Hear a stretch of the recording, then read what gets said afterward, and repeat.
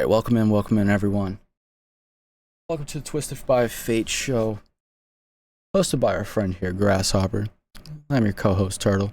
How we doing? Hope everybody had a great week.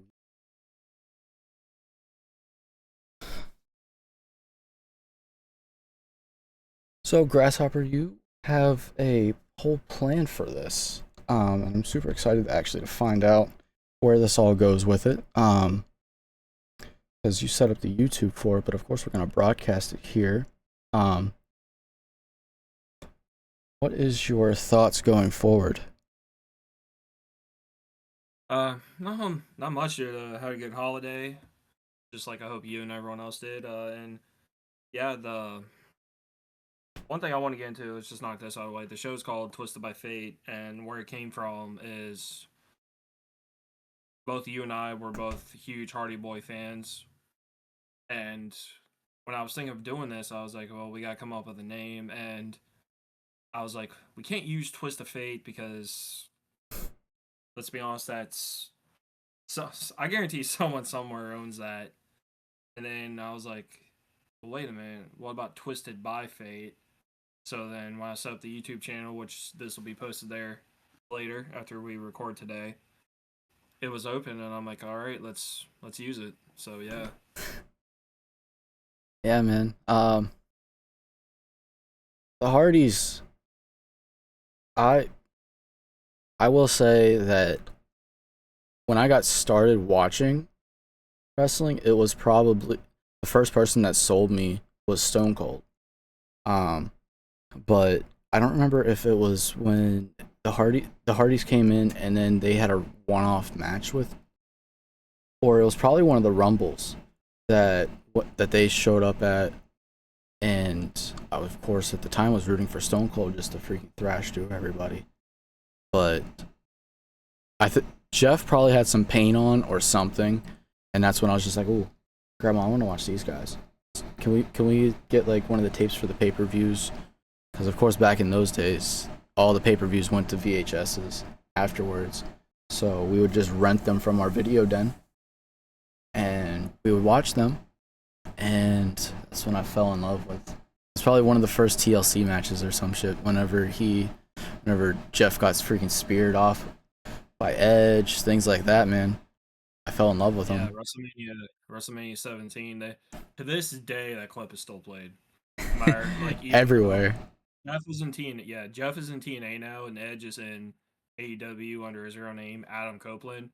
But WWE to this day still plays that clip. They play that clip all the time because they know that it's one of the most iconic things that everybody has seen. Even if they haven't seen the match, they've seen that clip.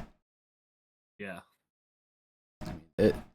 It's one of the greatest things that happened to professional wrestling was those TLC matches, because I don't, my stupid opinion, WWF/E does not win the Attitude Era without those TLC matches. No way. Not even close. Like One thing we should probably throw in is one of us actually met the Hardy Boys recently. Yes. I bawled my eyes out. I bawled my eyes out when I met them. Cause I mean, all right, it's story time with Turtle, guys. Here we go. 2008. Was diagnosed with diabetes, but even before that big traumatic event, I got their book for one of my birthdays. I don't remember which one, but I remember reading it for a book report in school. I remember reading it and going up to my little brother saying, "Hey man, look at these two brothers that went and got into wrestling. Can we get into wrestling?" And he said, I wanna race dirt bikes. I wanna race sprint cars. I wanna race this." I'm like, "Okay, I can't sell you on wrestling, whatever, but you'll watch it with me." So he would watch it with me, but he wouldn't like think about getting into it. We do the little wrestling on the trampoline every now and again, just like the Hardys did back in the day, but I couldn't get him to wrestle.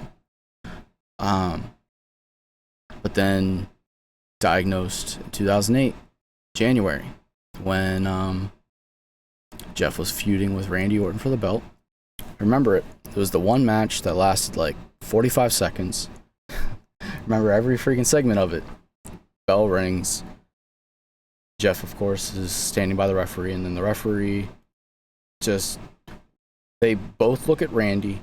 Randy looks at the ref, and then just punts Jeff right in the nuts. Bell rings, whatever. Then they go up. Jeff just keeps fighting back to Randy, and Randy's, of course, just being the heel, fighting away, and then they go up to the ramp. Jeff dodges him, throws him right into that little stagey thing right off that barrier. Jeff goes up there and does that 30-foot swanton. I was about to ask, is this the episode of Raw that ends where I think it does? And Yep. sure enough, as you keep talking about it, I was like, yeah, this has got to be the big swanton he did on Raw. I was lying in that hospital bed, telling everybody that telling my grandma, telling everybody I wasn't going to be able to learn to take shots. I wasn't going to be able to do it. I was freaking out. I was like, Grandma, you're going to have to give me my shots for the rest of my life. My insulin. Not going to be able to do this. Not going to be able to figure this out. He does that. Of course, they do the big dramatic camera scene where they show, oh, Jeff's laying there. They're both unconscious. Ah. Whatever. I start crying. Dude, crying. Because I thought Jeff just freaking died. No, of course, they cart off Randy. They start to cart Jeff away. He throws up freaking Matt Hardy's little V1. And, yep. Those that don't know. Yep. He throws that up, man. And I'm just like, Grandma, will you go get me my Jeff Hardy shirt? She's like, she does. And then he tell her, well, Jeff can do that. Sure, I can figure this out. Of course I do. And I went and met them. And I tell Jeff everything I just tell Joe. First of all, about the fact that my brother wants to race. And he looks at me and says, what does your brother race? And I was like, well, he wanted to get into racing dirt bikes, but he's like, nice. Because, of course, anybody that's seen any of Jeff's freaking backstory, he loves art, of course, but he also does motocross. Like, he raced dirt bikes and everything. He's got freaking whole track in his backyard. But yeah, he's like, well, that's awesome, man. I'm like, yeah, I wish he would have gotten the wrestling so we could have done that together, but no. And then I tell him my other story, and Jeff starts tearing up a little bit. Matt comes around, freaking gives me a hug and says, hey, man, thank you for sharing that my little brother helped you through one of your toughest things. I was like, well, of course. And then Jeff, of course, comes around and gives me a hug, too. Says, thank you. I've actually been fighting a recent demon, and this helps me a lot. Thank you. It's like, I, of course, right in front of him, just start tearing up, freaking out, crying. And then they flip me around, of course, so that way we could take the picture with the group picture, and then I just walk away, and I just say, thank you guys, and they're like, thank you for sharing, and then I walk away, and once I get out of their sight, I just fall to the ground, freaking bawling, dude. Because that was a pipe dream, dude. That was a pipe dream of ever happening. Like every time that I saw them at any type of convention or anything, it was far away, dude. And a lot of them were in like California, North Carolina. New York was like the closest, but I won't drive to New York. Nah. But yeah, I don't blame you, dude. I've driven to and raced in New York, and man, it's too much anxiety for me. Also, side note, I don't mean to interrupt you, but I was gonna throw this in. I would reach into my desk, and chances are this is probably the book you were talking about. That one. Mine just doesn't have the book jacket anymore. I have no idea what the fuck happened to it. I'm trying to get my hands on a copy of that because, of course, they're gonna be at that con I'm going to on the 20th. I'm debating, but I've already come to it that I'm probably not finding wherever that book ended up. So I'm taking the I forget the name of the DVD series because I think that they have like two, but there's the purple one. There's the purple one that has Jeff's whole freaking thing whenever he was feuding with CM Punk. Oh, that's I saw that recently on Peacock. I think that's called My Life, My Rules. Yeah, something like that. That sounds right. Just think about it. If you're gonna do anything on, because it was Jeff Solo. If you're gonna do anything on him, what better title could you have? Say it again for the ones in the back, dude. Exactly, bro. Like there's no shot. There's no better title. Cause do you remember he wore it a lot? You remember that glow in the dark shirt of him with like the orange, or it's just him on the front, but he's like wearing like a peachy or like a purpley shirt on the front of it. On the back it says "Expand Your Imagination." I think I saw him with something like that, but I'm not sure. He always had like the, you could argue, the most creative merchandise, because I guarantee you he had a hand in designing it if they would let him. Yeah, if they were allowed to have a hand in their merchandise, dude, like they probably do now. They're he's the perfect person. That whenever he can't wrestle anymore, just let him be in merchandise. I guarantee you, everybody's merch sales goes up, Oh yeah, and then yeah. There's give anybody me that's commission. for designing merchandise and stuff in wrestling, it's Jeff Hardy. He, I guarantee you, dude. Like they had some of the highest merch sales. Like the only people that probably beat them was probably Stone Cold, Cena. Yeah. Because back in the day, While they dude, were there, you could probably say CM Punk, but Jeff Hardy left in, what was it, 2008, 2009? He oh left. nine, nine. Of course, I mean, you're it's easy to outsell somebody merchandise when they're not there. Yeah. Yeah. And that was probably also Straight Edge Society CM Punk too. So those shirts were selling pretty well. I do remember that. Because was that before or after Nexus CM Punk? Before. Because I think his Nexus shirt probably sold well too. Yeah, but that didn't last long though for some reason. But that's, we could probably make a whole nother episode about Nexus and why The multiple it goes waves of where the it should Nexus. have. But yeah, Because Cena being in the Nexus slash out of the not in the Nexus at the time at that moment was some of the funniest storyline I've ever seen in my life. me personally, I wasn't crazy about it because even then, as a young fan, because, well, I don't really want to say young because we were both in high school at the time, but it it just didn't really make any sense. Like you could just tell, like it's to, like you could just tell what was going to happen. The Nexus is going to get buried and destroyed at the end, and then sure enough, what happens? And I mean, if you think about it, like some of that, it made for good TV, but it wasn't great. Um, and I mean, I'd even argue that some of it was kind of like it is today. Like, I don't know, some of the stuff that's going on now, like, I can't get behind it, and it's why I'm pushing more towards AEW. But now they're making some decisions too.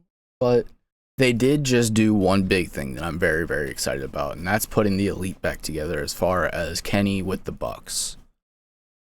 Like, that's what you want as a fan because they put on some of the best trios matches whenever they're together. But I'd also argue that sometimes whenever they're facing each other, that's still some good matches too. So those are some guys that know how to go out there and just have fun together. Yeah, there's nothing wrong with having fun, even though me personally, over the years, I've gotten tired of the Young Bucks because I could probably blame this on me listening to Jim Cornette regularly, but if you do notice, like every match for the Young Bucks is laid out the same, the exact same stuff. They never do anything different.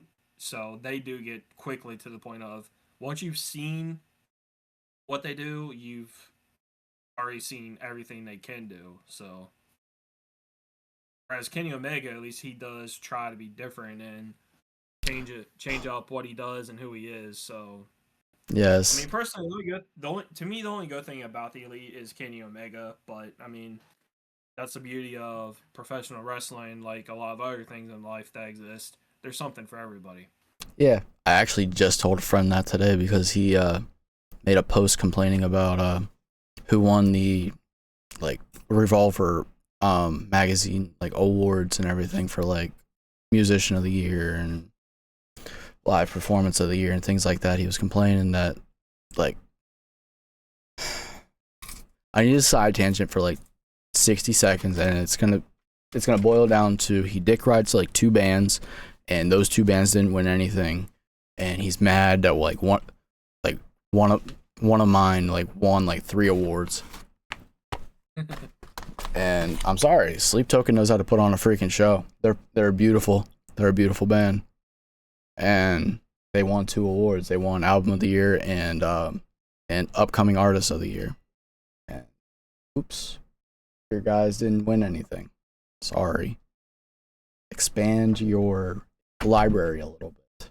Don't want to completely steal the expand your imagination from Jeff, but anyways, we're not here to complain about music. We're here to complain about wrestling. I don't know about complaining, but we're definitely here to talk about it. So, ready to get into our first episode, dude? Yeah. What you got for me? Well, if you got the I did. format, which I mean, Yes. yeah, we're just fans, but we somewhat know what we're doing, what we're talking about. First episode is line crossing fans, as in fans that cross the line, go over the line, however you want to say it. But bottom line is, this was too good to ignore. We're talking about fans that cross lines that, let's be honest, they really shouldn't have, and it happens. It happens more often than people think, but because today we live in a world of social media where, I mean, let's be honest, everything's on the internet, social media, whatever.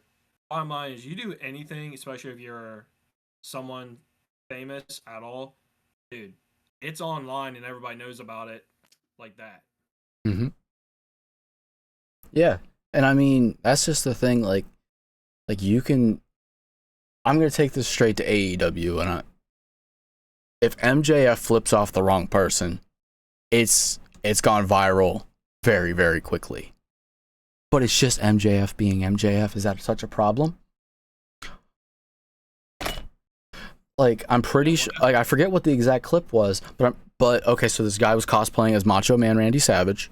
Typical. People do that. And MJF is walking by. Do you know the clip I'm talking about? Yeah, I've seen it. And in the Macho Man cosplayer does the oh yeah thing, and then MJF, forget the verbiage, but I'm pretty sure it's down to the boiling of fuck you Macho Man or something or something of that nature. I forget exactly what he said, but he said something like that. Dude, that Macho Man guy, awesome, because he didn't do nothing stupid. Yeah, he was making a clip about it, but who cares? But if MJF would have said the wrong thing, oh my, MJF is the worst person in the world. Which a lot of people say that because he's our scumbag, but I digress. It's MJF being MJF. Met the dude. Wonderful dude. Stays in character. We love that. He's our scumbag for a reason. Which side note, I'm glad you mentioned someone cosplaying a wrestler because that kind of falls in line with part of our review that we're going to do later in the show. I'm not going to tell you right now what it is because chances are you probably didn't notice it, but yeah, cosplaying has a part in what we're going to be talking about later on. We love to But cosplay. before, I don't know about this one, dude, but you know, we may end up agreeing to disagree, so we'll see. All right. But before we get into our main topic of the show, which is Line Crossing fans, we're actually going to do our personal review of WWE Raw, which I did see. I guess you could say Tuesday morning when I got off work, and I actually literally just rewatched it to double check and refresh my memory of it. So, real quick before we get into some other stuff, you ready to get into Raw? Yeah. What you got? Like well, rather than recapping all the matches and everything, I'm just gonna start with what I liked, didn't like, stuff like that, and then I'll pass it to you. One thing I did like was this got some hate online because they thought it was well, I mean, I'll say it. They thought Vince McMahon was in charge when the segment happened. I actually liked the John Cena segment with Dominic Mysterio where they had yeah, where they had a small version of John Cena come out. I thought it was hilarious. Although, me personally, the funniest part about that segment though wasn't the mini John Cena. It was the mini cameraman that was part of it too. And you got Playing what's his name? Stu. Yes, playing Yeah. Stu. I mean, Mini Cena was funny enough, but we got Mini Stu recording Mini Cena, and then we've got the real life full size Stu recording Mini Stu and Mini Cena. Me It's personally, fourth wall I breaks thought, inside of fourth wall breaks. yeah, I thought it was hilarious. I still think it's hilarious. Oh man, I yes, that's top tier content. I don't see. I can see it, but I can also not see Vince's hand in on that. I could see where, yeah, it takes you back to like the Hornswoggle days or the mini Rumble days. Yeah, But I also, who's running things now? Literally the people that made some of the most comedic moments yeah, in our time of watching wrestling. You yeah. actually I think also that they thought, don't have their hand on that? Come on now. yeah, This is probably some of that's this is where I tell you that certain parts of this farewell tour are making callbacks on some of the best things. And come on now, that's some good stuff right there. That's some good yeah. TV. I thought it was funny. I still think it's funny. A lot of other people didn't, but I mean, hey, like what did we say earlier? There's something for everybody, right? There's a reason that we all disagree and we all can agree. Like it's professional wrestling. Professional wrestling is in one of the best places that I personally think it's ever been. Yeah. And then our thing is from Raw is this is gonna be a double. This is gonna be a 50-50. This is gonna be something I liked and didn't like at the same time. Gunther, however you decide to say his name. I liked his match with Carmelo Hayes, but I didn't like that Gunther won because it is looking like he's going to be seen as final opponent, and I don't think that should be him. So we're at the semifinals now. We're at the semifinals. I'm trying to remember the bracket. But I think I remember the four people: Gunther, Solo, LA Knight, Jay, right? Yeah, Okay, so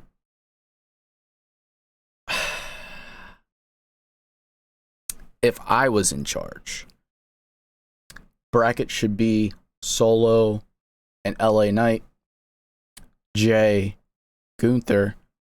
Have those rematches. Okay, so that is how it is. Okay, I thought it was Solo, Gunther, Jay, LA Knight. That's how I thought I read the bracket, but never mind. I'm just drunk. Okay. Okay, perfect. So they have it exactly how I would want it. Now, have LA Knight beat Solo, have Jay beat Gunther. Finals, Jay versus LA Knight. Let LA Knight get the win since you don't let him win anything fucking else. yeah, really. And then let him go beat Cena. And then let him go ride that off into the Royal Rumble. Let him win the Royal Rumble. And then let him win the title at WrestleMania. Everybody gets what they want. LA Yeah, Knight agree. on top. Yeah, agree. I definitely think it should be LA Knight because out of everybody that's now in this bracket, nobody really has too much, or if any at all, history of John Cena other than Solo. But if you think about it, who could really use that elevation from not only was I John Cena's last opponent, but I also beat him, and it's LA Knight. LA and Solo, because Solo, since the bloodline has kind of in a way fell off, you haven't been seeing much of the guy. in my opinion. Solo and LA Knight are the two that could benefit from this the most, in my opinion. Jay and Gunther, okay, blah, blah, blah, blah, blah. Oh, Gunther wins. Oh, Gunther's going to go get the world title back. Oh, Gunther's going to lose to CM Punk. Blah, blah, blah, blah, blah. Jey Uso. Jey Uso goes from world champion to now kind of side jockey. Now he goes and beats Cena. Oh, now he's going to go get another run at the title, possibly. Yeah. We've already saw that storybook, and we all loved it. We all yeeted with him. We all were happy. Yes, I wear like 3 Jey Uso shirts through my week. I'm not wearing one right now, but I wear them because I do love the guy. I do endorse the guy. I think he's a great person. But I think the man is going into the Seth Rollins role a little bit too far with the whole being the workhorse. Because yes, love Seth Rollins. He will forever be my tribal chief. Yes, love that man. But this is what happens to that person too. You get injury prone very, very quickly. You take a lot of time off in big amounts. We don't want that. We don't want that for Jay, who could possibly go into being one of the biggest faces of the company in the coming years. There's a time and place for that. LA Knight is already older than most of the group that's in that bracket right now. He's a lot older than he looks, if I remember correctly. I think he's in his 40s. Yes? Yeah. Somewhere around? Yeah, he is. He's not much older than Cody Rhodes. Cody Rhodes is 41. Is he? Probably 40s. Oh, shit. I'm sure somebody's going to correct this one. Probably. But LA Knight could possibly, even though we're just getting him, could possibly be getting close to way past his prime, way past any of that, could possibly be close to on his way out. Probably not in the next 5 years, but still. He needs his push. He deserves his push. He's put his time in. He's put his work in. He deserves it. Yeah, and plus, look at how much he's gotten screwed looking-wise over the last few years, and he comes out, he still gets a really good reaction, and he's still one of their best merchandise sellers. I think the only reason the last few months of this year he may not have been is because AJ Lee came back. And I don't mean that as disrespect to either one of them. No. I'm glad to see AJ Lee back because she was actually good, and you never got to see how good she truly was before she hurt her. Was it neck or her spine? Spine, I think. Spine, I think. Yeah. I knew it was one or the other, but on TV they keep saying it was her neck. It was. Yeah, Knight's consistently been one of their best merch sellers. So, I mean, and he's good in the ring when he has chemistry with somebody, it's one of, if not the best match on the card. And even if he doesn't have chemistry with somebody in the ring, he finds a way to get the most out of the match that he can. Yeah, man. So, yeah. He deserves a good push. Like, I get it. He was pushed a good bit there in TNA. He was pushed down in NXT. But I don't understand why that's not replicating onto the main roster. Here soon, they don't give that man what he deserves. He's going to AEW, and he will freaking excel in AEW, guaranteed. Him and MJF, dude. Anyways, sorry. No, you're good. No, I'm sorry. I didn't mean to interrupt you. There's already rumors of him leaving, so.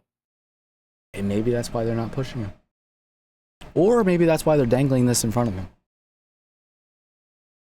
I think it's probably why they're dangling it in front of him like a carrot and just won't actually let him have it. But who knows? He deserves a push. I really, really think that they should give this to him because he's been in the past like 3 or 4 freaking Money in the Bank matches with other people that don't really deserve it getting the win.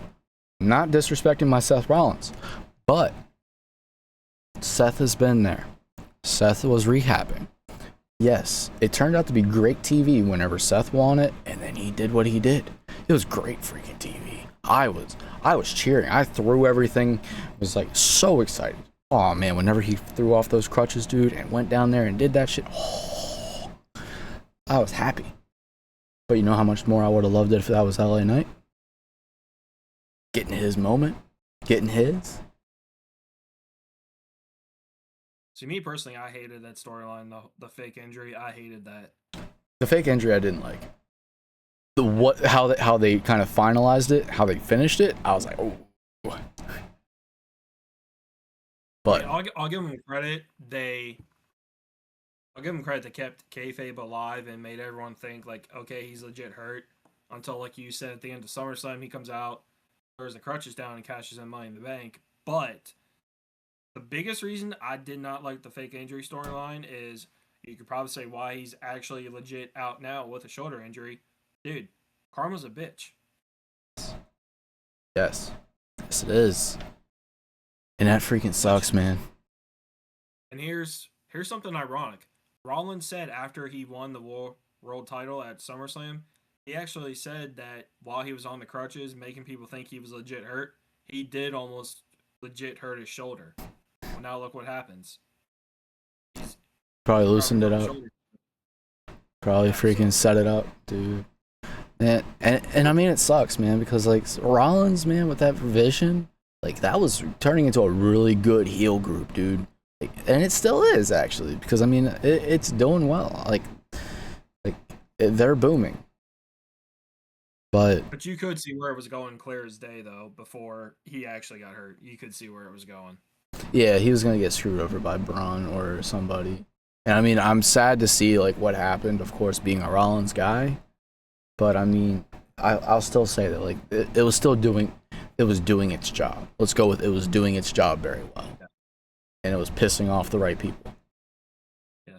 And speaking of shoulders, the last thing I want to mention from Raw is I was actually surprised that when Penta hurt his shoulder on Raw wrestling solo, that the medical team didn't want to let him finish the match because apparently he was trying, or I don't know if he was trying to. I did hear that he wanted to.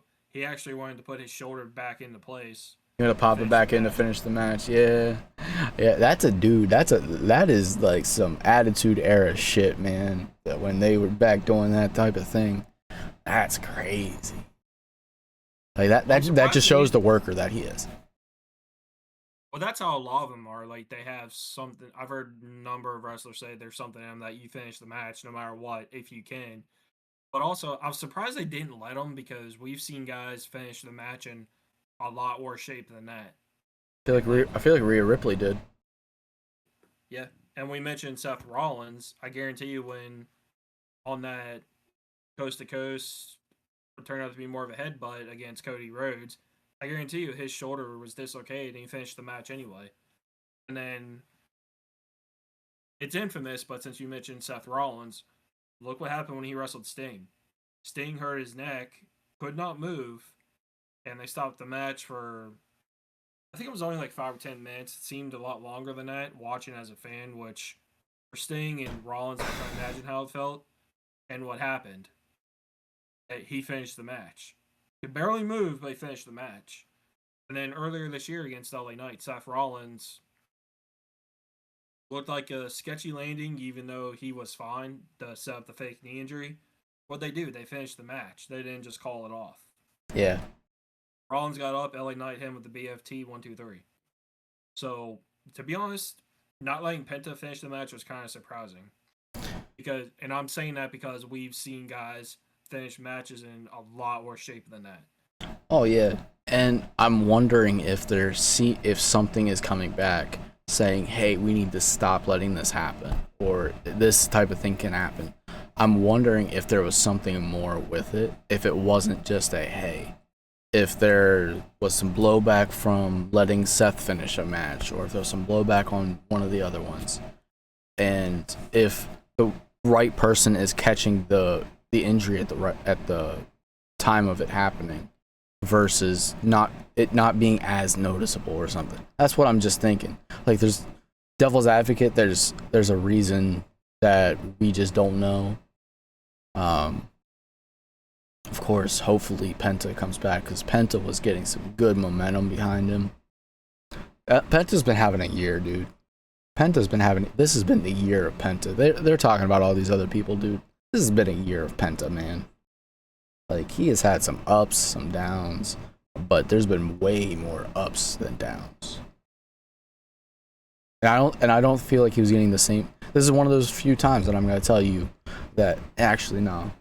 There's been a lot of times that Tony Khan has fumbled the ball like Lamar Jackson was this past week. Like Tony Khan was fumbling with some people. He fumbled really bad with Penta. Because look at what Penta's doing in WWE versus what he was doing in AEW. He was literally like, oh, he came out up, he's getting pinned. Basically, what the world we're seeing from Finn Balor, basically, from Finn Balor. Yeah, but you could also argue that Tony Khan fumbled several people. I mean, you mentioned Penta. What about his brother Ray Phoenix? Another. The Lucha Brothers in general, they fumbled them. Yeah, and I'll be the one to say it. If you ask me, Tony Khan fumbled CM Punk. I mean, dude, you were handed the best thing possible in the wrestling business at the time. CM Punk's return to wrestling after All seven that time. years. I mean, yeah, 7 years, and he finally decides, okay, I want to come back. I want to end things. You could say either the right way or my way, however you want to say it. And you literally have the nerve to let these other, and I'll say it, let these other jackasses ruin it for you. Like, dude, come on. Yeah, I mean, me not being the biggest CM Punk fan, like I get it. The dude is a good workhorse. He can mesh apparently well with a lot of people, but a lot of certain people don't like him. Um, yes, the fans love him. The fans of him absolutely love him, and he's doing something right.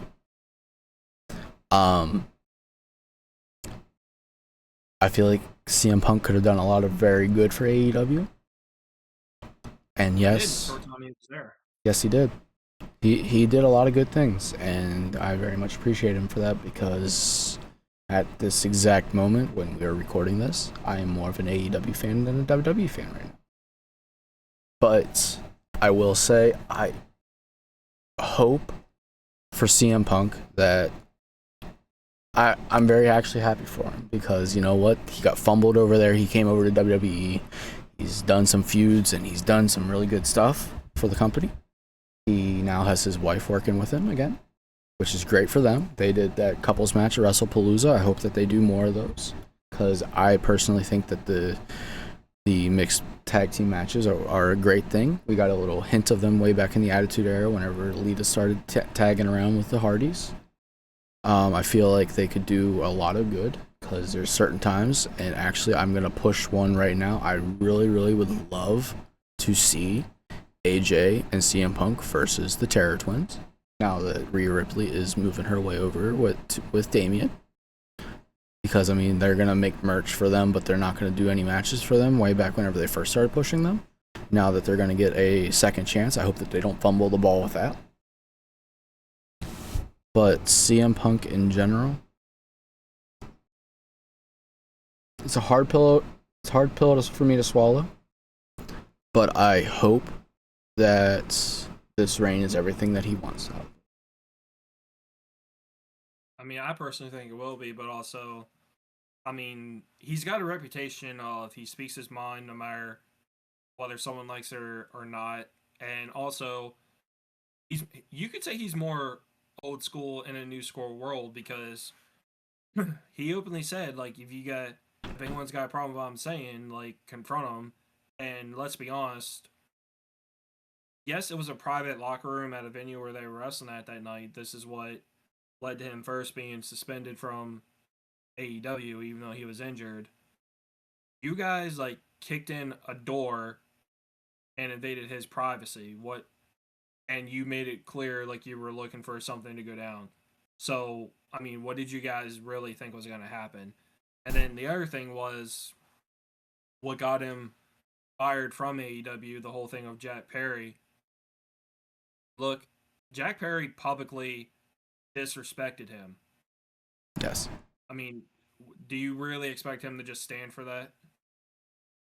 And not only that, AEW was dumb enough to release the clip of that and try to make it like this whole big thing, like it was worse than it was. And as soon as they showed what went down on their live TV show, as soon as they saw what truly happened, what did the crowd do? They started chanting for CM Punk. Yeah, I do Not remember only that that, night. I remember that. yeah, and dude, if that's not bad enough, go back to that pay per view where that whole backstage fight, and I use that term loosely, went down. Samoa Joe, who helped pull them apart, he was asked after the pay per view, and he openly said, "Hey, I've seen worse fights." And then what do you have Tony Khan do? You've got Tony Khan sitting there, because I've seen clips of it. Tony Khan sitting there, oh, I was afraid for my life and stuff like that. It's like, dude, if you were afraid for your life over that, then you've either been sheltered your whole life or you've just lived under a rock. So that's all I'm gonna Something. say about that. We got off on a tangent. Here's the thing, Another though, final man. thing I want to say about Here's the Raw thing, though. is Here's the thing, though. If God, when things like it almost makes you think, is there something more to it? Because are you honestly gonna say that when Samoa Joe is holding them apart? Come on now. That makes me think, whether it's kayfabe, whether it's whatever, something more is there, or there's blackmail.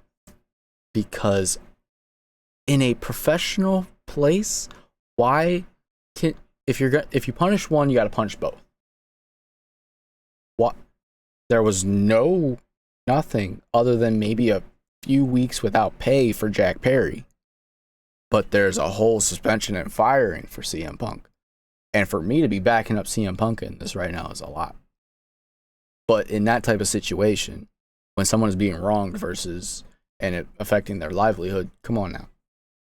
You got to speak the truth. You can't be biased. As biased as I am against the guy. But that's just the thing. That's what makes me think there's something more to it that was not released.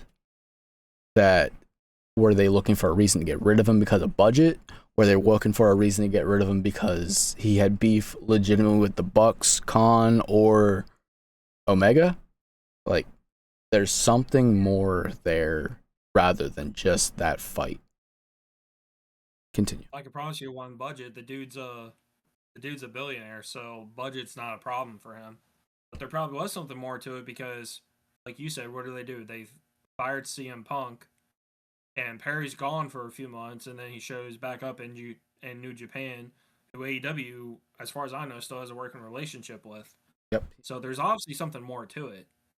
He was just Same on time, Dynamite last week. yeah, but at the same time, I stand by what I said. Perry publicly disrespects CM Punk.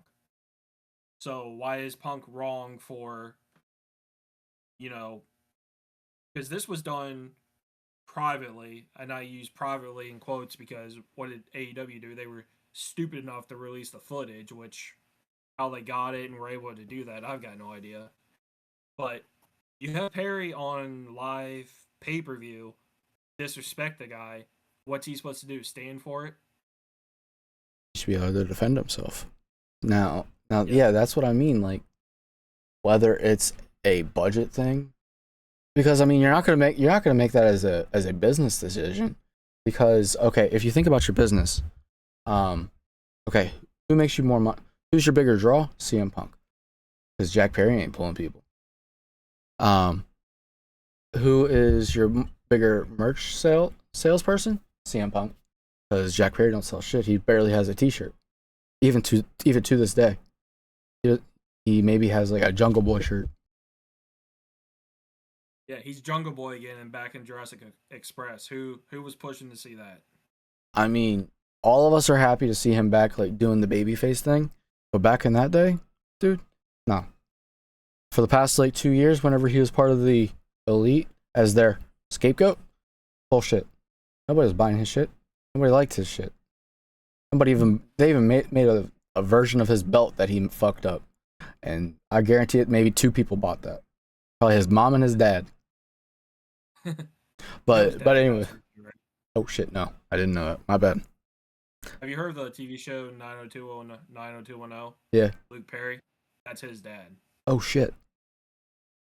You didn't know that? They've mentioned it on TV several times. No. Holy shit. Rex. Thank you for the 12 months, dude. Anyways, yeah. Dude, I no, I did not know that that was the same people. Damn, dude. Yeah.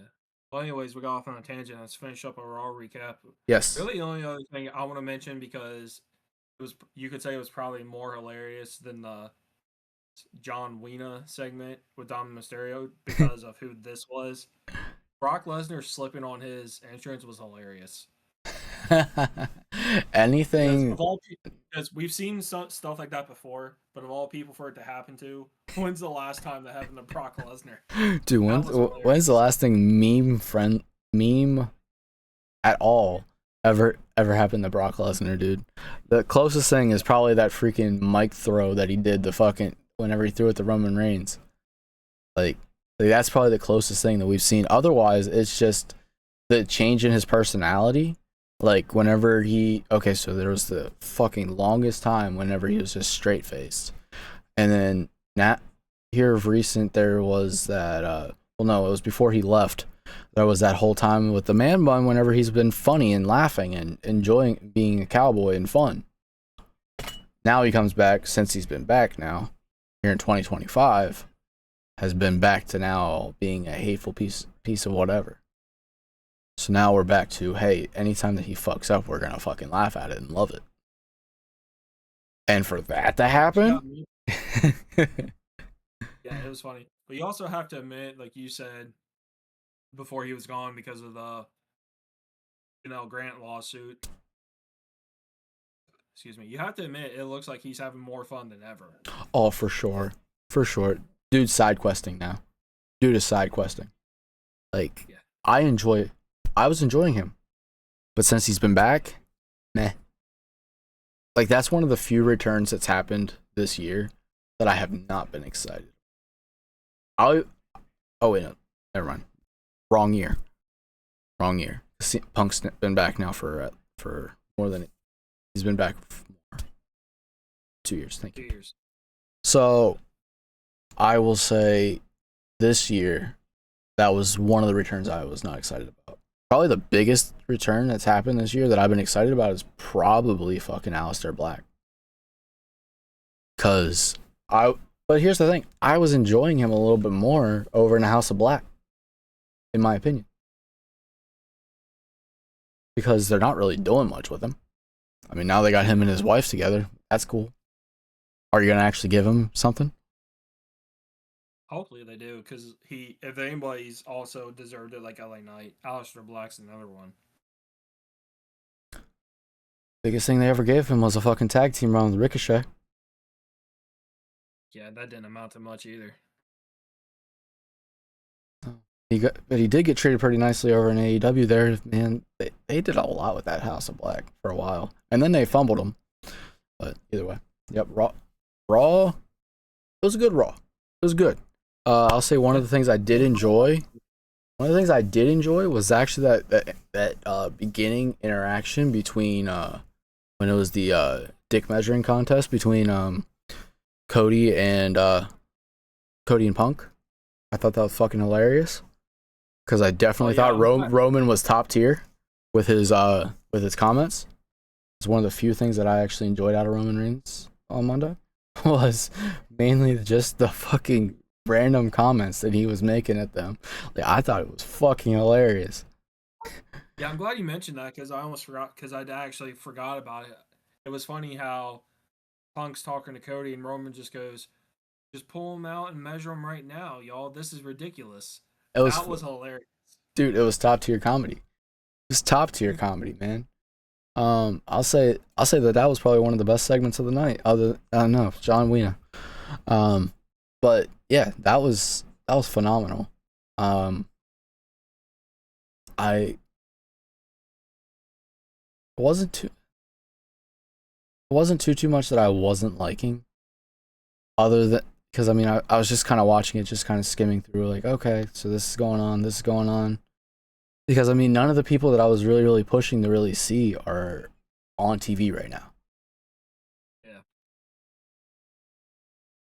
That might just be me being spiteful because I'm waiting for Seth to come back. But I will say, fucking Joe Hendry and Jeff Hardy concert was phenomenal. Yeah, I saw a clip of that. That was pretty good. I was, do you believe in Joe Hendry? Oh yeah. Okay. I want him to make his main roster debut. Yeah, he probably will soon. I thought he was going to after WrestleMania, honestly. He was still under contract with TNA because he came out. He was still the TNA World Champion. Knew there was a loophole. No, I mean, overall, I'll give Raw probably a B. I'll give Raw a B. Yeah, I'll give it a B because I mean it was before the holiday and they got a hype Survivor Series. So I mean honestly, even though we went into several side tangents, I'm going Raw if you are. Me too. I'm good. So the next thing I had planned for the show is I went to this, you didn't, but I mean I went to a indie show last night locally. It was for Voltage Wrestling in Boonesboro, Maryland, and I've been going to indie shows the last 3 years because I mean it's fun and it's fun to it's actually fun to go see the indies, especially when they're local. But also, you can get really good seats for not even a quarter of what WWE's charging now. We're not going to get into that. That's going to be a later episode in this show. And not only that, you can just tell that the wrestlers on the indies, they appreciate it more when people come to see them, people buy their merchandise, and also when they actually get in the ring because you can see it that they just love what they do a lot more because they don't know how often they'll get to do it. And yeah, I was at Voltage Wrestling.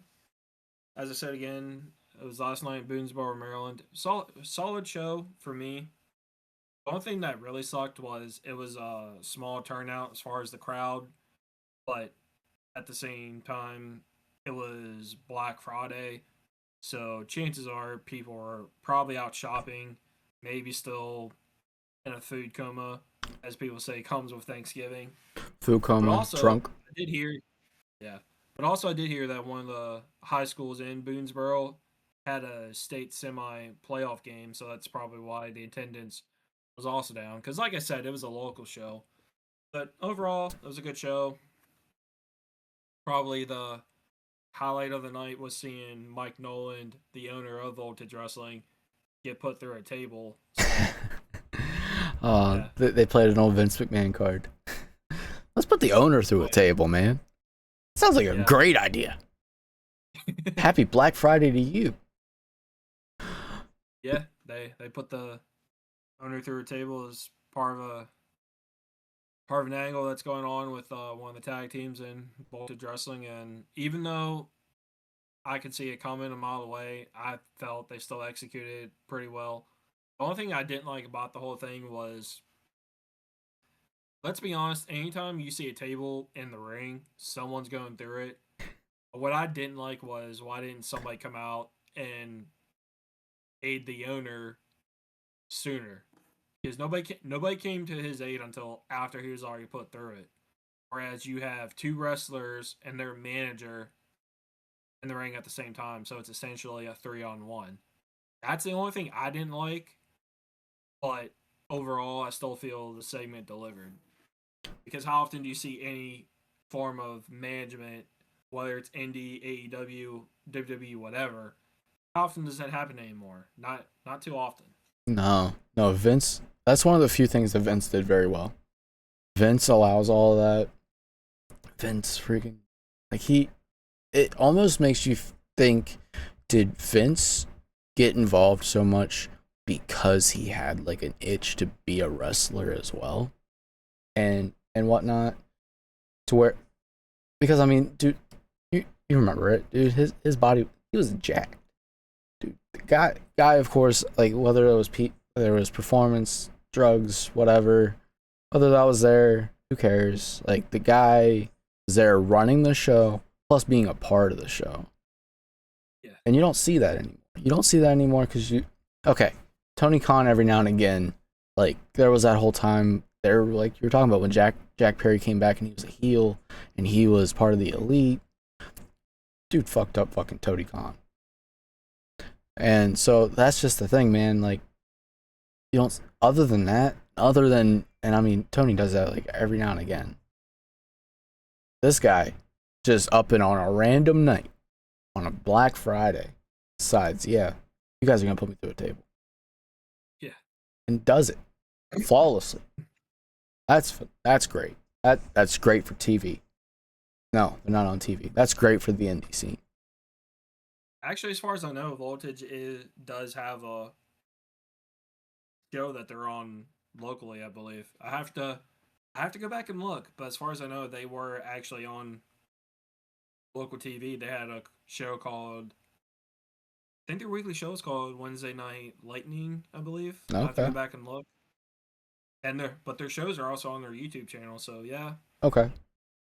Overall, It was good for pretty YouTube. solid show for, trying to work on Black Friday, which was a crazy day to work. Excuse me, crazy day to work on. Yeah. Like I'm sure that That's everything is affected on those holidays, dude.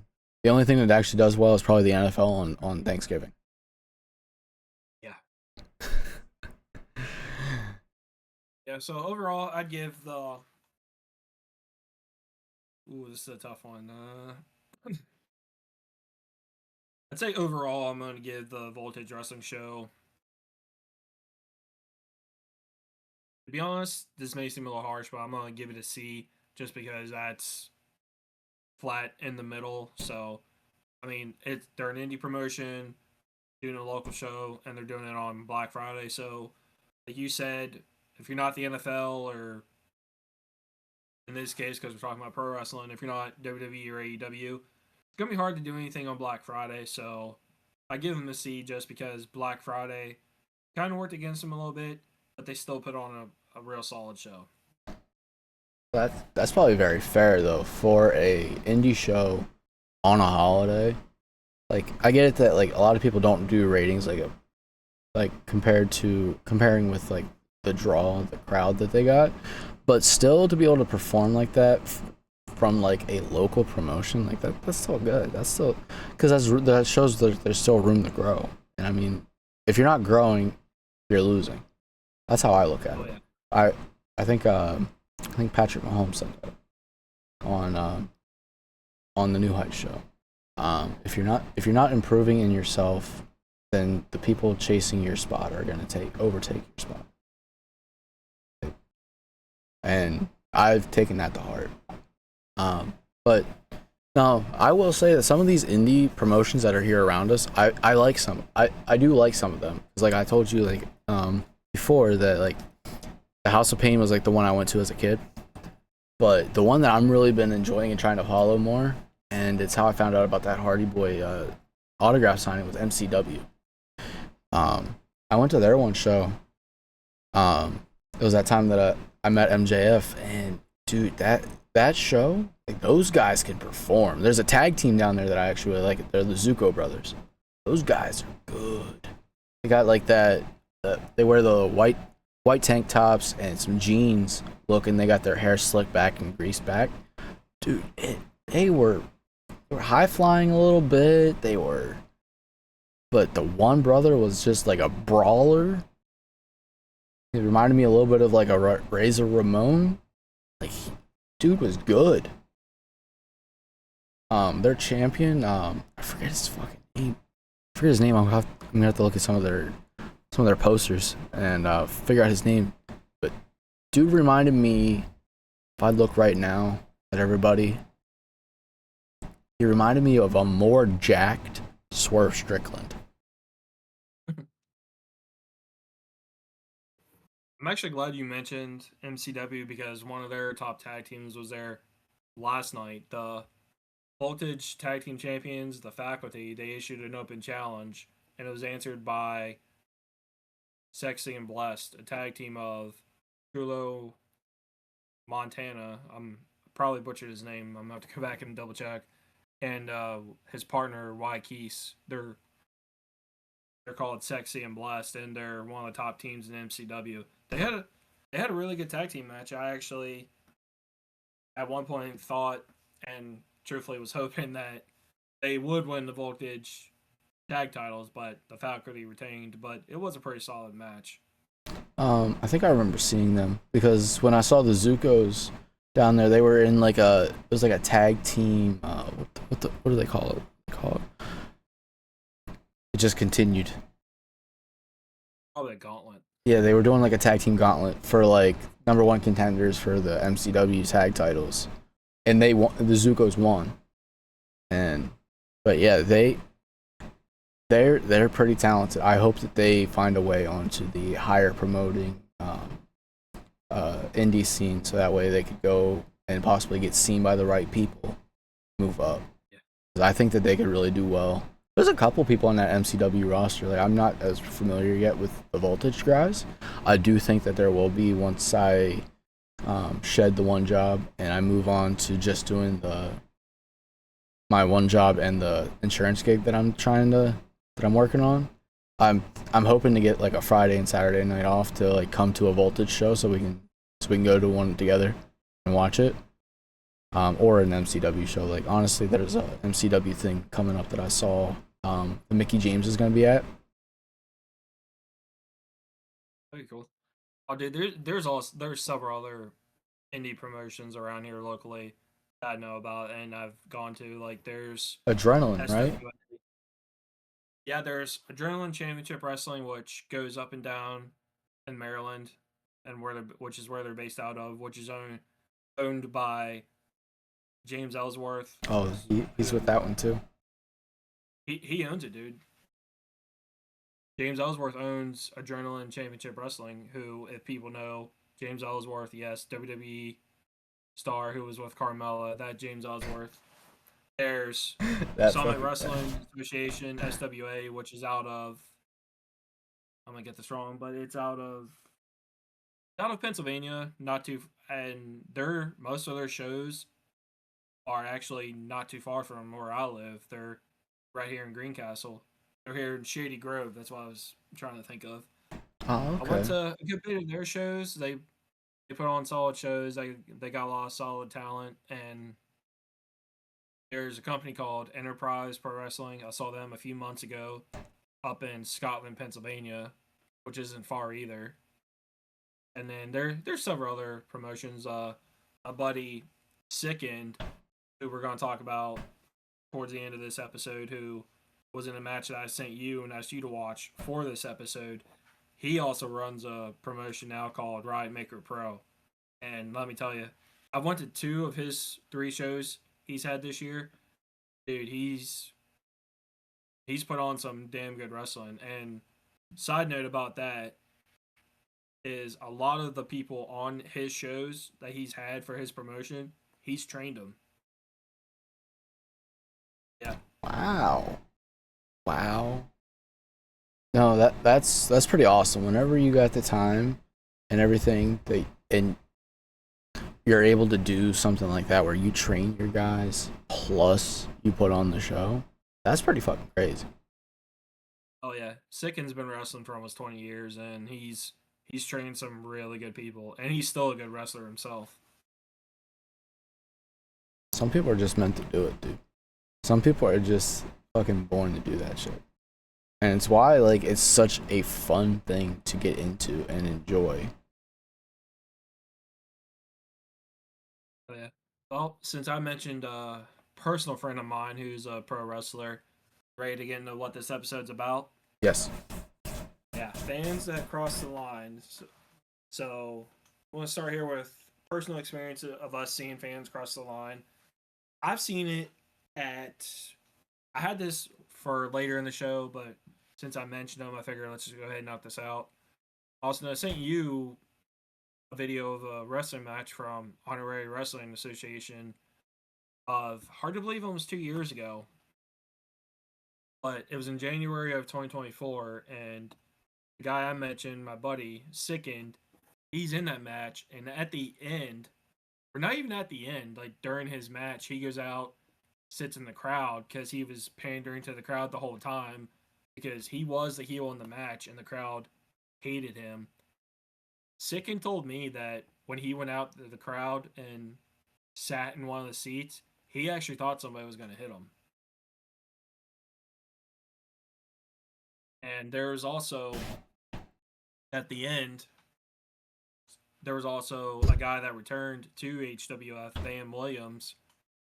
That crowd really hated him because he attacked their, at the time, world champion and set up a match. Well, there were fans not sitting down. They were in the back up against the wall the whole time watching the show. And also, these guys were drinking beer the entire time. Of course, And they they were were drinking. yelling at him. Yeah, and they were yelling at him. And Bam, you saw on the match, because I told you to pay attention, especially towards the end. Bam leans out and is screaming at one of the guys, "Get in the ring, get in the ring." And I'm like, I'm sitting there. My mom went to that show with me because she wanted to see Sickened wrestle.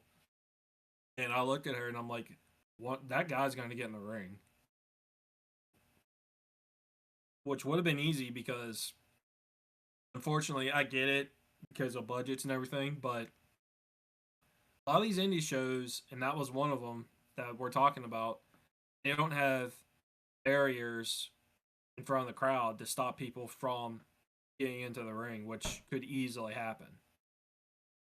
And I legit, if you go back and look, and I know you probably thought the same thing because I told you to watch it, I legit thought that guy was going to get in the ring and try to fight Bam. What did you think? Yeah. I remember watching that, and the big thing for me, like, was of course I thought that he overshot that fucking frog splash, but He did. but then I was thinking, man, as he's just playing the heel very, very well. I gotta say, that dude he has potential to be like a top heel. He has a potential to be like a Randy Orton, like an old school Randy Orton that everybody just loved to hate. He's got a chance at doing that because he's got it in him. Like, some people just have that gene in them that they know very well how to look at somebody and get under their skin. MJF, Ricochet, Solo Sikoa,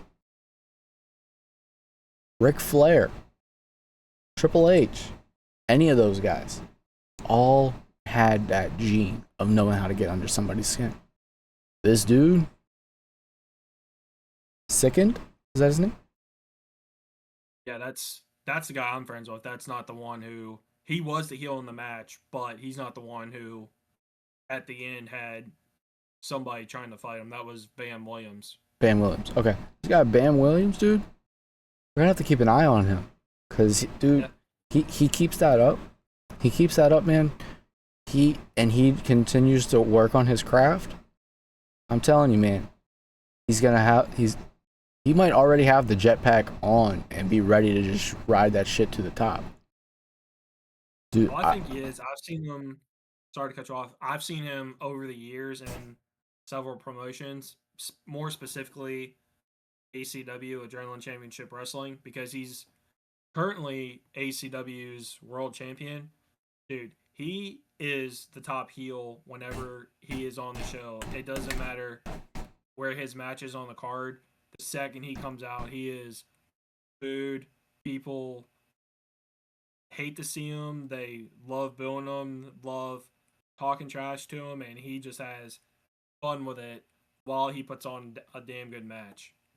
see, and the most recent, most hated person in WWE, Dom Mysterio. I'm telling you, man, I went to Halloween Havoc last year. Halloween Havoc last year was in Hershey, and you could buy combo tickets. So you could go see the NXT Halloween Havoc, and Monday Night Raw, which I gotta tell you was a banger of a 2 night special. When Dom and Liv came out, it was deafening loud. The boos. I believe it. You probably couldn't even hear their music I couldn't hear shit, from how bro. loud everybody was. I couldn't hear shit, bro. I was there with two friends. I was there with two friends that were beside me. I couldn't hear shit. I couldn't hear nothing. It was deafening loud. The boos that he got. Now, I personally don't give a shit about Dom. I get it. Dom's doing Dom work right now. Dom's doing Dom things. I just like Liv. Okay? I just like Liv. So I was happy. I was trying to peek my head around, trying to see her. That's all I gave a shit. That's all I gave a shit about. But then I will say that like it was a great time because it was when Trick Williams was still NXT champion.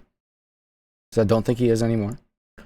I will say though, he's he's good. I like him. But Yeah, he's good. To me, he's a younger. You could say either to me he's a younger, or you could say this generation's Booker T. thank you. That's a That's probably a bit much because he hasn't been wrestling long ever since he moved on from football, which is how WWE discovered him. really. But yeah, That's crazy. I but didn't know that. Okay. yeah, he played college football at South Carolina, and then he had a tryout for the Eagles, but just barely missed making the cut. And then after that, that's when WWE found him. What But I'm position did he telling play? you, uh, believe it or not, and I found this hard to believe too. Believe it or not, he was a wide receiver. He's not built like one. You could say he's built more like maybe a linebacker or defensive end, or even a defensive back. But yeah, he was a wide receiver. I was thinking maybe safety. Well, I said the defensive back. So D- yeah, DB. Yeah, fair enough. Fair enough. Yeah.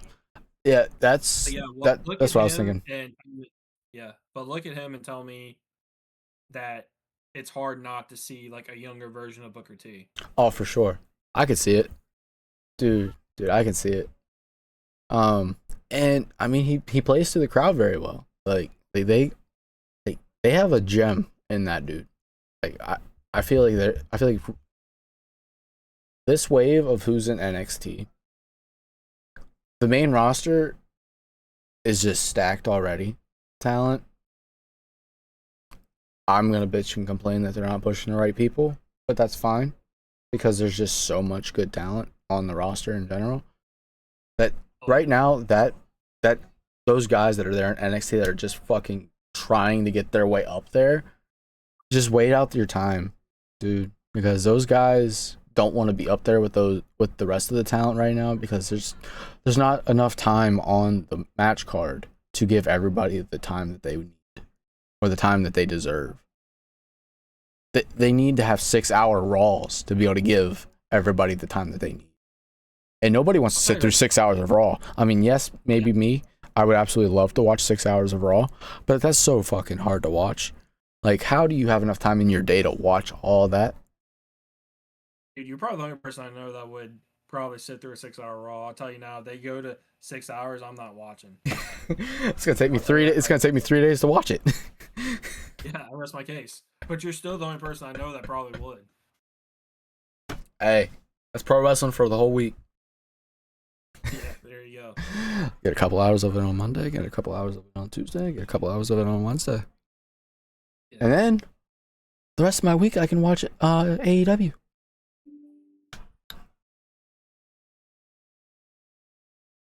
And then we're back to Raw again.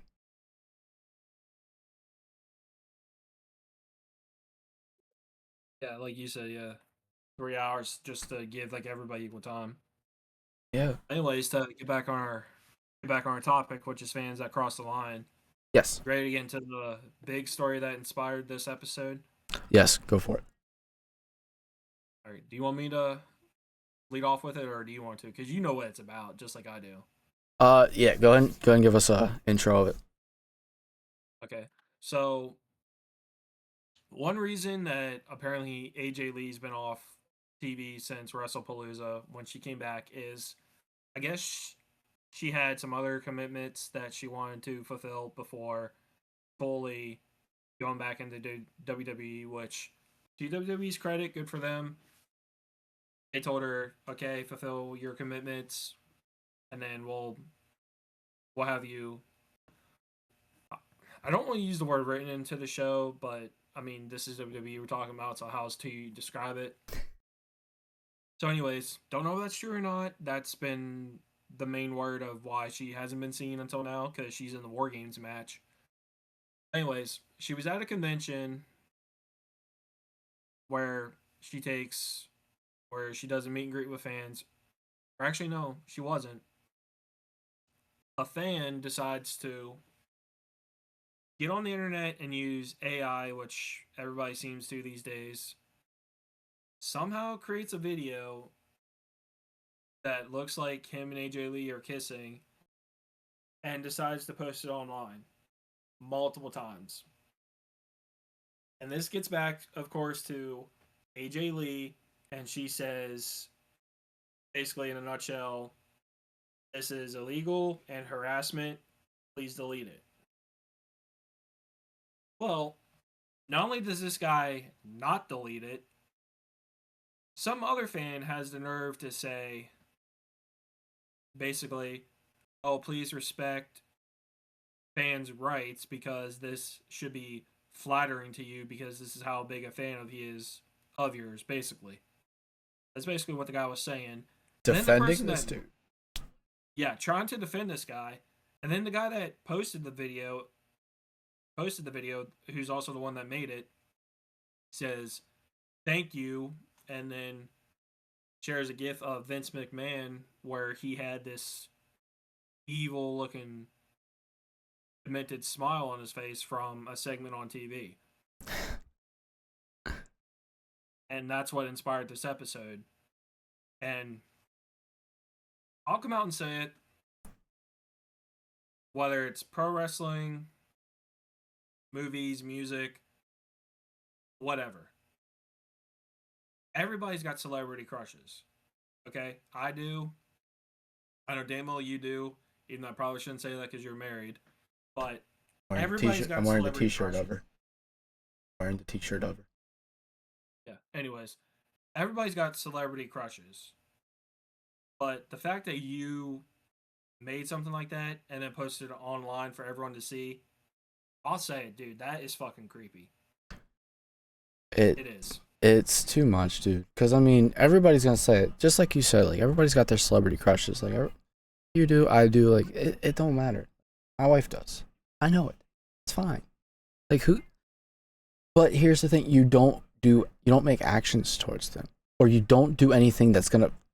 First of all, why would you want to upset your possible celebrity crush? Why the fuck would you want to do that? Why would you want to do anything to ruin their day?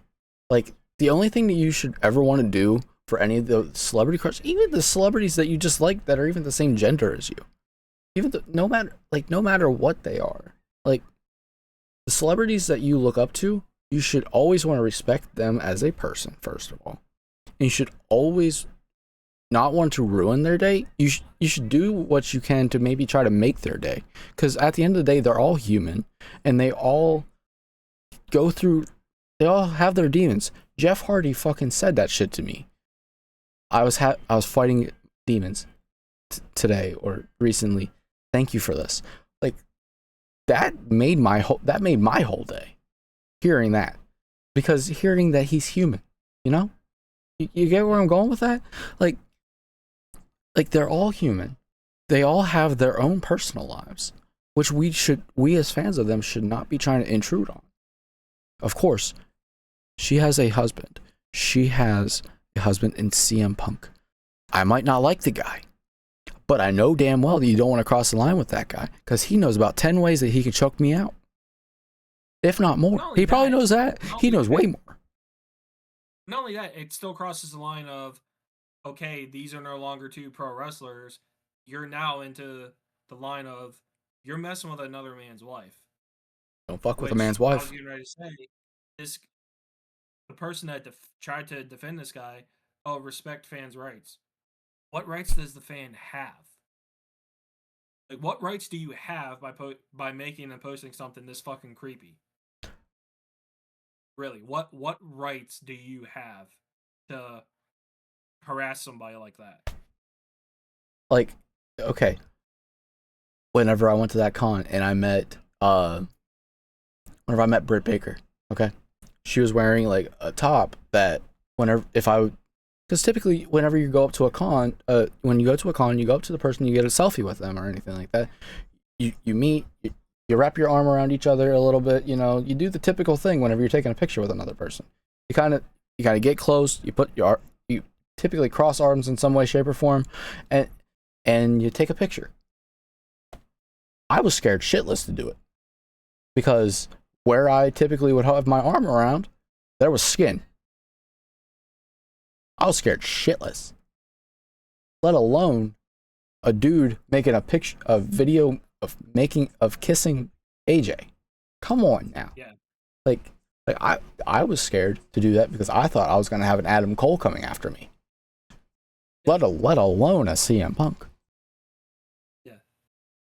And not only that, we hear all the time of female wrestlers being harassed in public all the time. Like, one of their overseas shows, I believe it was Clash in Paris. Dude, Rhea Ripley was hounded by fans trying to get into a rental car. Like, hounded by fans, a huge crowd of fans following her as she's trying to get into a rental car. Like, dude, there's clips of it. I mean, I think okay, that's like the second or third time for her too. yeah, I mean, look at Rhea Ripley. She's a beautiful woman, but also one on one, there's probably a lot of men, especially today, she could beat the hell out of on her own. But if even someone like her, who I guarantee knows how to defend herself, is starting to feel uncomfortable around fans out in public, then like what rights do fans have? And then you mentioned you were nervous to wrap your arm around Britt Baker because there was skin because of how she was dressed, which is no big deal because you were trying to be respectful. But also think about Soraya, who a lot of wrestling fans know as Paige. She's recently openly said she's had fans try to touch her and even try to kiss her at conventions like that. So, I mean, yeah, dude, there's just a lot of fans that cross the line in more ways than one. And What it's like gonna the become? person, I just can't get over what someone said trying to defend the guy that made the creepy video of it looked like him kissing AJ. Oh, this should be flattering to you. Think about fans' rights. Fans' What rights. rights do you have that makes it okay to cross these lines? What rights do you have? You just don't have none, and you know what it's gonna lead to? Because you know that whole thing that they taught us back in school. Oh, I can let you do this. Oh, you crossed the line with it. Oh, now we take it away. Yeah, How many of us people that enjoy going to cons are gonna be happy with people whenever fans' rights? Oh, now you get nothing because we're not going to conventions.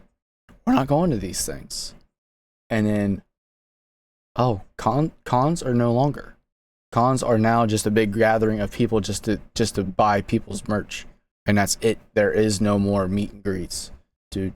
I will be devastated because, as I've said, like I'm going to one next week. Like I'm super excited to go next week. Saray is actually going to be there, along with Killer Cross and Scarlet. Like, I would love to go meet them, but they're all going to be Friday, Saturday. So I actually don't have any wrestlers to go meet next week. But dude, just imagine if when you're going to those things and they're just no longer a thing. Like yeah, I'm telling you, man, I would never want that. And you know how many people go to those like those local shows, and then if you get there, some I think House of Pain typically did it. Like if you got there early, some of the wrestlers were out at like a merch table doing little meet and greets before, and you could like buy their merch and take a picture with them. I remember doing that at the first House of Pain show I went to. It was Cocky Rocky. It's one of the first people I met from House of Pain. Dude, he was so nice. I tell you, a lot of indie promotions do that. They'll do that before the show, and they'll also do an intermission where the wrestlers come out and they'll have merch That's right. tables. That's right. Because I think But Doink was yeah, actually at still, one. yeah, but yeah, I still can't get over someone being stupid enough to try to defend this guy because it's creepy enough that this dude made that video, not only made that video but actually posted it. But to me, what's even creepier is someone trying to defend this guy saying, "Oh, respect fans' rights, dude. You have no rights to harass and cross a line like that." I mean, we've all got celebrity crushes. You just said you've got one. You're wearing the T-shirt of it. Mine is somebody I've actually met and actually rode on the track with because we'll get into this at the end of the show when we wrap up. But I'm also an amateur motorcycle racer, so you could say my celebrity crush would be Sonia Lloyd, and I actually got to ride with her, and I met her down in South Carolina last year, and I felt kind of weird walking up and meeting her because I recognized her and asked her to take a picture, but I felt kind of awkward because I wanted to be respectful because she's she's a beautiful woman, and I guarantee you she's had fans probably get a little too weird. Hmm. Yeah, there's But things yeah, like that. Ugh. but bottom line, what rights do you have to not only make something like that, but also post it and try to defend it? Like I don't see what rights you think you have. I don't think that there's rights. I think that the only right that there typically is as a fan is the right that you have to be a good person to that person. And they have just as much right to say no. They have just as much right to say, "Hey, you shouldn't be making that shit about me." You should, because I mean, if it was like just a freaking like comment, like okay, whatever, just brush that shit off. But that's something made by newer technology that that if you didn't know it was fake, could completely ruin somebody's life. Okay, say you couldn't tell that that was AI. Say that that happened and it has a timestamp or some shit to show that oh just going around kissing fans. Oh, that's a whole problem. That gets back to Yeah, CM Punk. What does CM Punk do? CM Punk wants to find that motherfucker and give him a GTS, bro, or choke him out. Probably actually does because he's doing this because this dude is doing this to his wife. Because I mean, I would, but just think about that. If if it was just a regular Joe Schmo, okay, a regular Joe Schmo off the street, it was. yeah, no, just a regular Joe Schmo that is kissing some dude's wife. A video is made by a stalker. Stalker is making said video of another woman making out with him, and then that video gets back to that woman's husband. Just three Joe Schmoes, no celebrity in there. That husband of wife is going to go after said stalker. Typical. But of course, AJ and CM Punk can't do that because they're celebrities and cameras are on them at all times. This is where fans actually can ruin somebody's life because they can't defend themselves because all the cameras are on them. Yeah. Because typically, Joe Schmo here is going after dude that is making weird videos about his wife. No celebrity in there. You can just go punch that dude in the face and call it a day, pay a fine. No big deal. CM Punk does this to this random Joe Schmo. He's going to get sued for millions. Lose your whole life. Lose your WWE career, possibly. Yeah, I don't. We could probably go on and on forever about this, but I don't really want to because we might bore people. But yeah, I don't understand what rights you have as fans to be doing stuff like that. Another thing I want to get into to kind of wrap it up here is another type of line crossing because you mentioned it, defending yourself. I did mention earlier when we watched when I told you about Sickens' match versus James Ford at HWF, and Ben Williams comes out at the end of the match, and I think a fan was going to get in the ring, and I thought a fan was going to hit Sickens during the match when he went out into the crowd and was working the crowd. Another type of line crossing fans is fans, because this has happened before many times, is fans jumping the barrier and trying to get in the ring. I think the most recent one that's happened was during the pandemic era for pro wrestling in general, and a fan on AEW Dynamite tried to get in the ring when Chris Jericho and MJF were in the ring doing a promo segment. And like I've said, a lot of indie shows I go to, for one reason or another, whether it could be the size of the venue that they're in or they don't have the budgets, a lot of the shows they don't have barriers for the front row to stop people from trying to get in the ring at all. And these days, you don't know what could happen. And me personally, as you mentioned, defending yourself, I'm a huge believer that if you're at a wrestling show, whether it's WWE, AEW, TNA, Indie, whatever, if you're at a pro wrestling show and you try to get in the ring and you somehow do, I'm a big believer that you deserve to get your ass kicked. Un- Don't you? Don't you? Unfortunately, so on that part, I think I agree. Like personally, in my head, I agree. You should eat one super kick. Call it a day. Eat one super kick. Call it a day. Because that super kick could save your life. Because super kick is very, very easy to do to somebody, whether they know how to take the bump or not. Because the worst case scenario, they're gonna lose some teeth. But think about one other thing. Think about Goldberg. Okay, one of the guys that I enjoyed whenever I was a kid. He does the jackhammer. Yeah. Fan jumps into the ring. Goldberg goes to do the jackhammer to calm him down, or just to kick his ass for being a stupid fuck for jumping into the ring. Fan doesn't know how to take said jackhammer. Breaks his neck. Kills the man. Do we want to lose Goldberg for the rest of our lives? No. Hell no, I don't. Batista bomb. Someone doesn't know how to take the Batista bomb the wrong way. We lose Batista for the rest of our lives. That's my only worry with kicking someone's ass. Now, yeah, okay, you can do a typical punch them, fuck them up a little bit. But these wrestling guys are gonna. The first thing that someone's gonna say is, "Oh, give him a Batista bomb.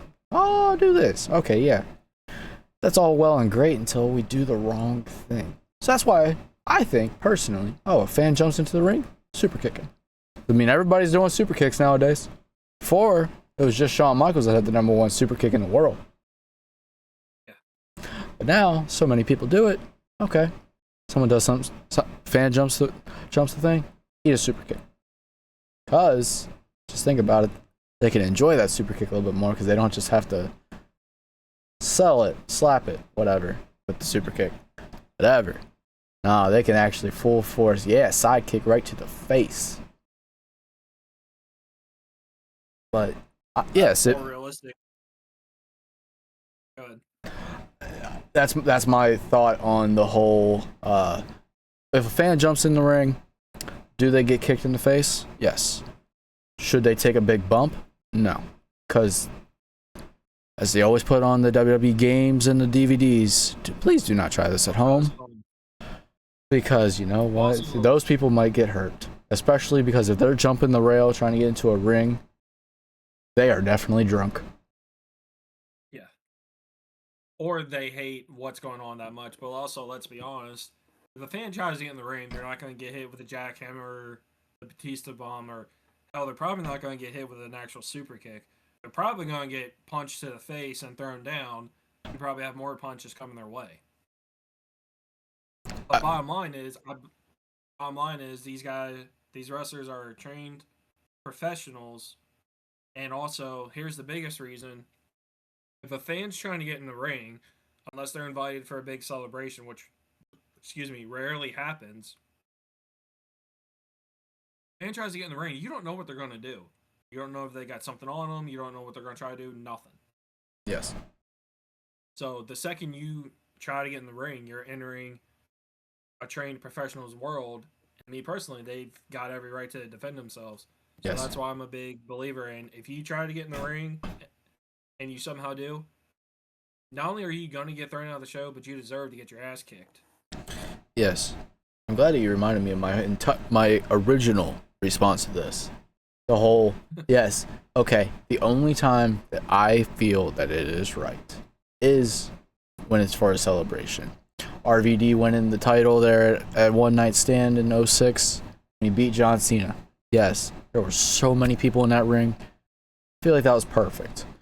If you are invited, but yes, invited. If you are invited to the ring by the professionals, yes, go ahead, storm the ring, enjoy yourself, enjoy your moment that you get in the ring. But if you are not welcomed into that ring, expect to eat a super kick. Expect it, especially if you jump in the ring with the Bucks. Well, them, yeah, you jump in the ring on the Young Bucks match, yeah, you probably are going to eat a super kick. So I'll give you that since you keep saying eat a super kick. Hey, super kicks for everyone. Yeah, well, dude, that's basically all I got for tonight. We went through the format top to bottom, so I mean, ready to wrap up our first episode? Yeah, unless you got anything else. No, I'm pretty much good. The only other thing was I won't go too much long on this because got batteries that are gonna die. I'm just on a laptop, but I mentioned cosplay. Another thing that was weird was at HWF, the promotion you saw my buddy Sickens match that he was at. There was one of the owners and promoters is also a wrestler himself, and there was a fan who head to toe was literally dressed exactly like the guy. Like bought the guy's used ring gear and bought a several $100 WWE replica belt and was walking around thinking he actually was that wrestler. And to me, that was kind of weird and kind of does cross a bit of a line because if you go to comic book conventions, yeah, you're going to see people dressed up as comic book characters, but they know that like this is for fun, and for some of them, it's probably for a contest. They don't think that they actually are. Say we're talking about comic books, they don't think they are Superman or Spider Man or Batman. None of that.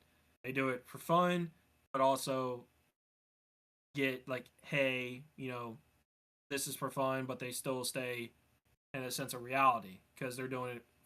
Keep saying for fun, but some of them also do it for a contest. Yeah.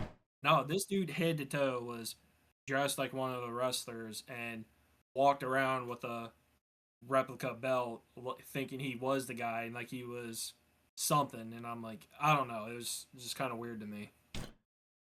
I know some people that do that. There's some people that literally dress head to toe like that. Like there was a Hulk Hogan actually in August when I was at Steel City. There was someone dressed with a belt and everything as Hogan. And then there was a Macho Man too. And they kind of had a weird interaction and it was kind of entertaining to see. But I Hours. yes, like it was just crazy. Because no, that wasn't August, that was April. I was standing in Kelly's line and Hogan was behind me. And then Macho Man went walking by and they had their little moment. And it was it was pretty fucking hilarious, let me tell you. But yeah, I've seen it. I've also seen it where some people go too far with it. And I've also seen it where people are cosplaying and people cross a line with them too. I'm not sure if you've ever seen the video game Lollipop Chainsaw,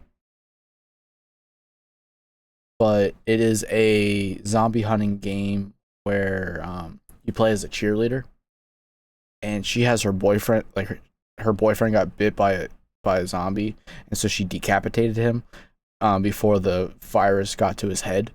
And so you're playing this game where then there's this cheerleader, and she's got her boyfriend's head just like clipped onto her skirt, and you're running around, and he's there talking to you the whole time. It's super weird, but it's super fun, strangely enough. But of course, cheerleader brought into the real world now, and she's running around with a chainsaw. Girl at con dressed up as character from the video game, and I literally saw a person say, "Hey, can I take a picture with you?" And then he did the whole take a picture, and as soon as his friend went to hit the button, he grabbed her tit, and I was like, "Oh my god, you idiot!"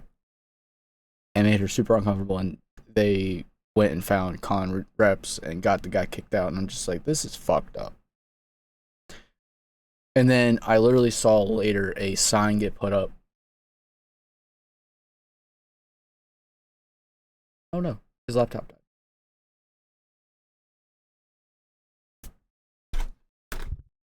His laptop died.